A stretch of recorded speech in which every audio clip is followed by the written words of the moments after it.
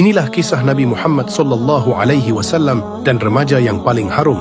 Remaja tersebut adalah sahabat Nabi yang bernama Mus'ab bin Umair radhiyallahu anhu, anak orang kaya dan terpandang.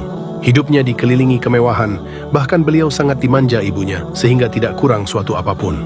Paras tampan dan kecerdasan pikirannya semakin membuat pribadi Mus'ab kian menarik. Namun kala itu Mus'ab mendengar orang-orang membicarakan Nabi Muhammad SAW beserta risalah Allah Subhanahu wa Ta'ala yang beliau bawa.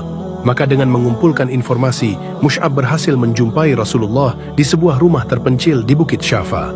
Momennya pun bertepatan ketika Nabi Muhammad SAW tengah mengadakan majelis ilmu bagi kaum muslimin. Tanpa ragu, Mus'ab ikut duduk dan mendengarkan risalah yang disampaikan Rasulullah.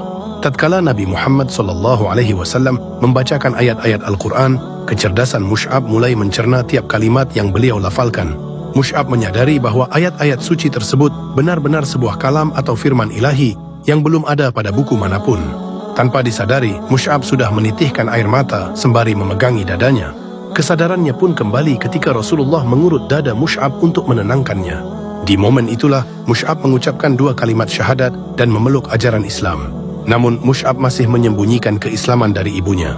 Tatkala keislaman Mus'ab mulai diketahui, maka disitulah ibundanya yang fanatik terhadap berhala menjadi murka. Kemarahan ibundanya tersebut semakin memuncak ketika Mus'ab membacakan ayat-ayat suci Al-Quran. Mus'ab pun dikurung oleh ibundanya di ruangan gelap nan rapat. Segala kemewahan yang sebelumnya beliau terima pun diputus. Asupan yang Mus'ab makan pun hanya ala kadarnya. Pengurungan tersebut berlangsung hingga peristiwa hijrah pertama ke sebuah negeri bernama Habasyah. Di momen itulah Mus'ab berhasil mengelabui penjaga dan kabur bersama kaum muslimin untuk hijrah ke negeri Habasyah. Sempat beliau kembali ke Makkah untuk menampakkan diri di hadapan ibundanya. Mus'ab pun akan kembali dikurung.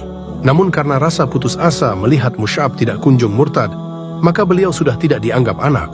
Mus'ab diusir dalam keadaan tidak membawa sepeser pun harta dan perbekalan. Jika melihat kondisi Mus'ab, pastilah para sahabat akan menundukkan kepalanya dan menangis. Dahulu Mus'ab adalah sosok pemuda tampan, gagah dan terpandang. Namun kini tubuhnya kurus dan jubahnya pun penuh dengan tambalan. Kendati demikian, semua cobaan itu justru semakin menambah keimanan Mus'ab terhadap Allah Subhanahu wa Ta'ala. Mus'ab pun menjadi sosok pemuda terhormat di kalangan kaum muslimin. Atas permintaan Rasulullah, Mus'ab dipilih sebagai duta Islam pertama untuk mengajarkan Islam kepada penduduk di Madinah sebelum kaum muslimin berhijrah ke sana.